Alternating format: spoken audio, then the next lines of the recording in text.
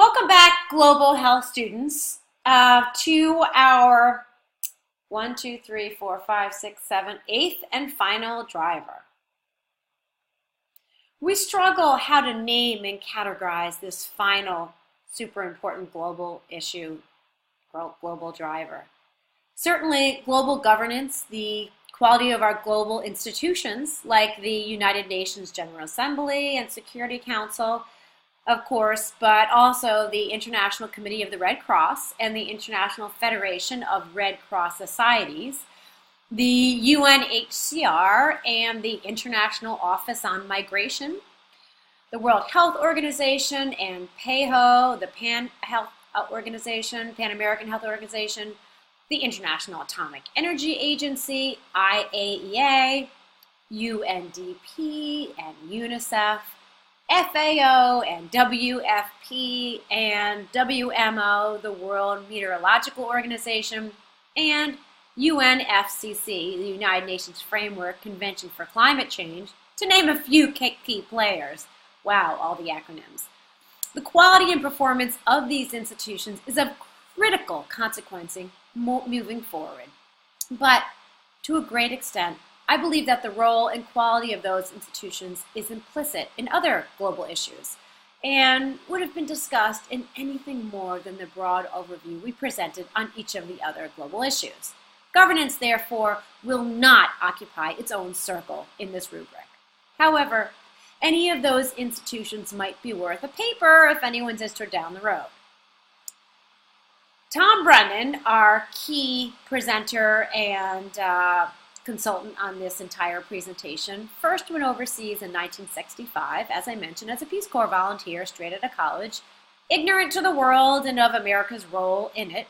However, at Tokyo's airport, his Peace Corps' first stop on the way to Malaysia, a phrase used by one of his favorite professors, the Coca-Colization of the world, leapt into his mind. Have you ever heard of that? The Coca-Colization of the world? He was served a Coke bottle with Coke written on one side in English and Japanese characters on the other. It said Coke on both sides, but in two different languages. And at their next stop, the same thing happened again, but with Chinese characters on the side. And in Thailand, I saw it. It said Coke in English on one side, and in Thai, with Thai characters, it had Coke written on the other side. Tom Brennan soon learned that the greatest American cultural experts were Coca-Cola, blue jeans, and cowboy movies. Well, much has changed since then.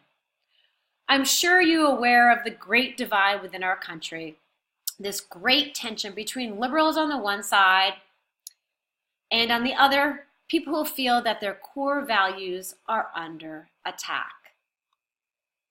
They perceive through legalization of drugs, abortion, gay rights, gay marriage, pornography, there is a true war on their religion. They combat this by electing representatives who share their values and by arguing through every channel possible, newspapers, television, and especially talk radio, to rouse public opinion on their side. Now, imagine for a moment that you are conservative, Islamic, or any religious culture who perceives exactly the same thing. An attack on his or her religion, bombarded through all these communication channels, Facebook, Twitter, Instagram, by proponents of gay marriage, legalization of drugs, abortion rights, gay and pornography, but they don't have a channel to make us conscious of how offended they are of a war on their religion. Can you understand how threatened Islamic society feels by this onslaught on their very core values, and how frustrated they are that they cannot protect their youth from this onslaught other than turning to extreme measures? And this brings us to our eighth and final driver, which we call extremism. We've all heard this in the news, extremism. We're going to show now how these 7 key drivers all impact extremism as we know it today. Extremism is certainly not limited to those foreign cultures. It's here, right here in the United States. Remember the Quran burning? The Quran burning pastor who was right here in Gainesville, Florida? Or do you remember the mosque bombing along Highway 295? And more recently, the shootings in Charleston and San Bernardino, California. We need to be aware that extremists tend to drive the political events. For example, you may recall that there were 2 Israeli settler youths who were kidnapped and killed by 2 Hamas extremists back, I think, in 2015. In retaliation, a group of Jewish extremists burned alive a Palestinian teenager. Those 2 separate acts produced a 3-month conflict, killing hundreds of Palestinians and destroying millions of dollars of infrastructure. Well, the Viet Cong used similar tactics to a great effect in Vietnam during the Vietnam War. And another example was Castro in Cuba. Or this is how the Ayatollah came to power in Iran. We can identify many other revolutions from history where a rebel force succeeded in overthrowing a government. This is a pattern, almost the rule of asymmetrical warfare, where the military might of each side is totally imbalanced. One extremely large force versus one extremely small force. The weaker force takes action designed to expose weaknesses in the defenses of the major force, to undercut confidence in its ability to protect its citizens, and hopefully to elicit an overreaction from the bigger force that will alienate some part of the population and thus result in more recruits for the weaker force. This is a prime motivation of that November 2015 attack by ISIS on Paris. Let's take a look at what drives people in this direction.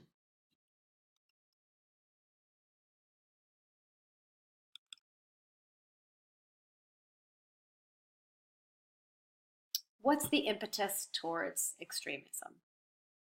The significant factor lies with focused political channels of communication, Fox News, Rush, Limbaugh, all these focused forms of communication. If people, and also if people are not participating in the global economy, it moves them toward extremism. If you're not part of the bigger picture, you feel somewhat disaffected from the rest of the world. If you live in a place like Mali, Rwanda, or Chad, your sources of information are totally controlled and very limited. You are at the mercy of the person or the group in control of the information. This is the bubble in the center of the diagram, economic globalization.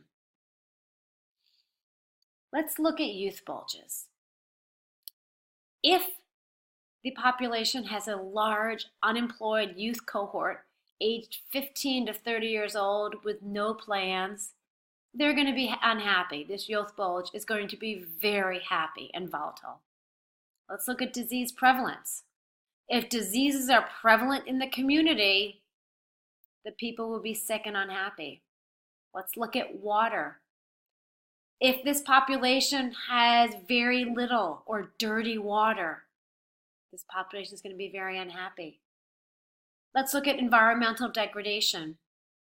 If this population's environment is degraded and it's getting worse, they're going to be very unhappy. Let's look at climate change. If this population has been negatively impacted by climate change, they're not going to be happy. And if corruption is prevalent in their society, well, then all of these factors lead to disaffection, which leads to alienation, which combined with focused channels of political communication, television, talk radio, and the internet, leads to radicalization, extremism, and terrorism. This is how it happens. This is how it happens. This is the impetus towards extremism.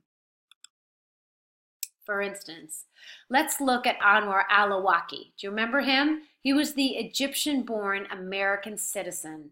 This is him pictured on the slide, living in Yemen, who propagandized over the internet on behalf of Al-Qaeda, successfully radicalizing a huge number of disaffected Muslims right here in the United States and elsewhere in the world. This is him, Anwar al-Awlaki.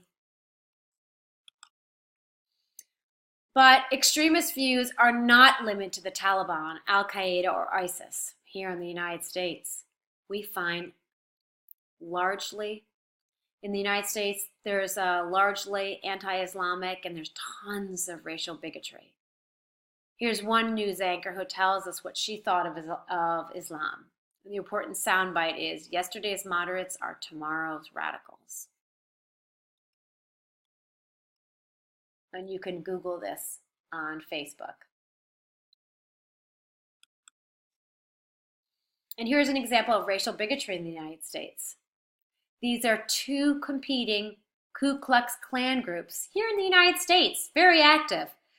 These screenshots are from each of their websites. What we find most interesting about each of these organizations is their prior acceptance of, quote, Jesus Christ as the Son of God and your personal Savior, unquote, is a requirement. So to join either of these Ku Klux Klan groups, you have to have prior acceptance that Jesus Christ is the Son of God as your personal Savior. I've highlighted that in the lower KKK requirement. So they're active and they're growing today here in the United States. Now let's take a case where all of these global issues are in fact national news. Let's look at Yemen.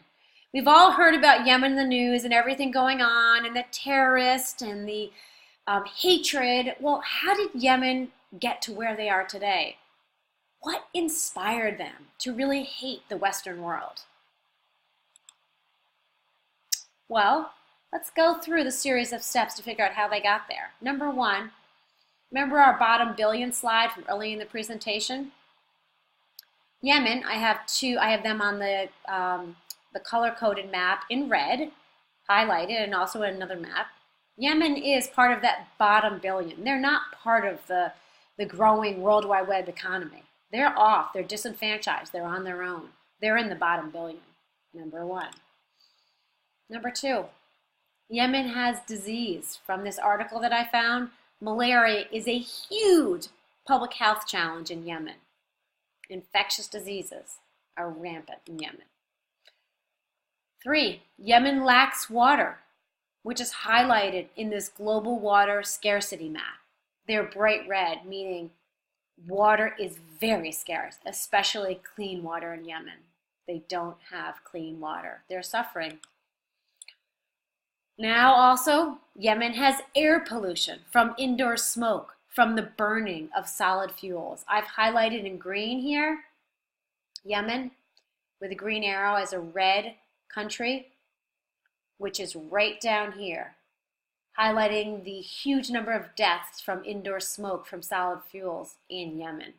So people are dying from indoor air pollution in Yemen. And Yemen has a significant youth bulge at 55%. That is huge. This is more than twice the size of a statistical youth bulge of 27%. They have all these young men aged, look at 20 to 24, 25 to 29, who have no jobs, no hope, nothing to do every day, nothing to do. They're not happy.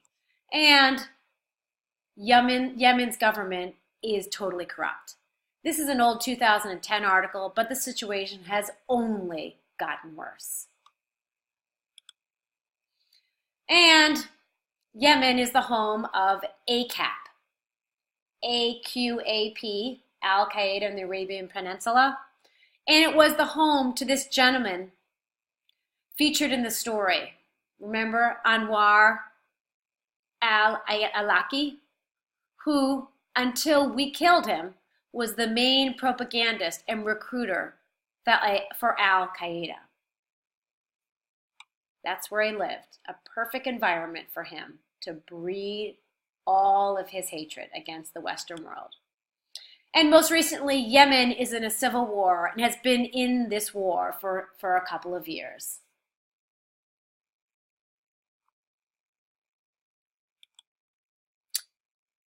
So Yemen is our example, but there are other examples of where this extremist, this hatred comes from, which turns people into terrorists.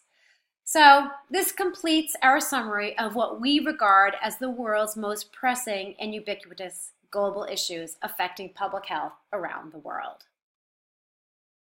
As you can see, each of these issues, each of these drivers impact the other drivers and compound the impact. So what are our 6 takeaways from this huge Module 2 presentation? The first is health before wealth. Remember Hans Rosling's presentation? His key takeaway, health before wealth. Every country that has made even the most modest improvement in their healthcare system has benefited from improved economic production. A healthier population is more productive. This includes China with their barefoot doctors, to Norway with much more sophisticated health systems.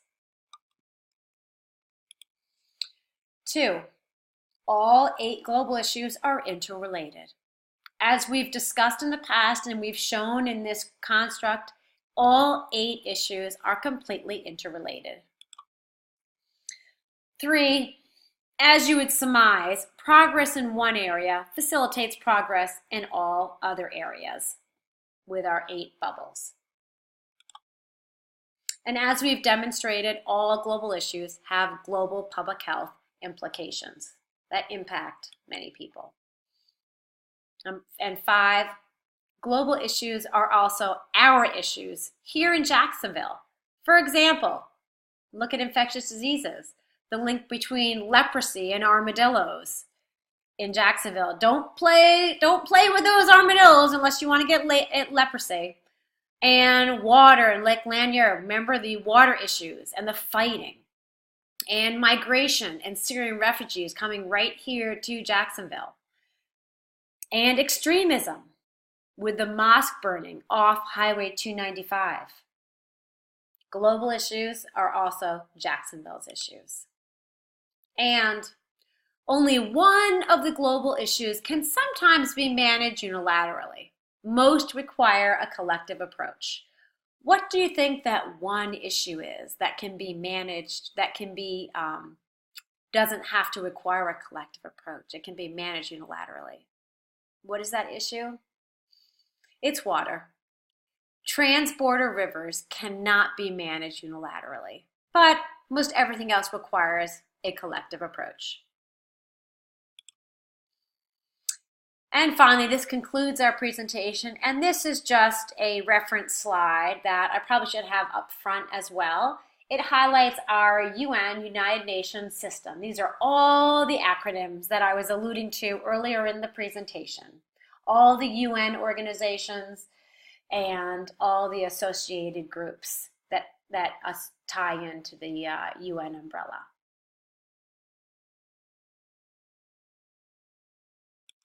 Thank you very much and have a fabulous day.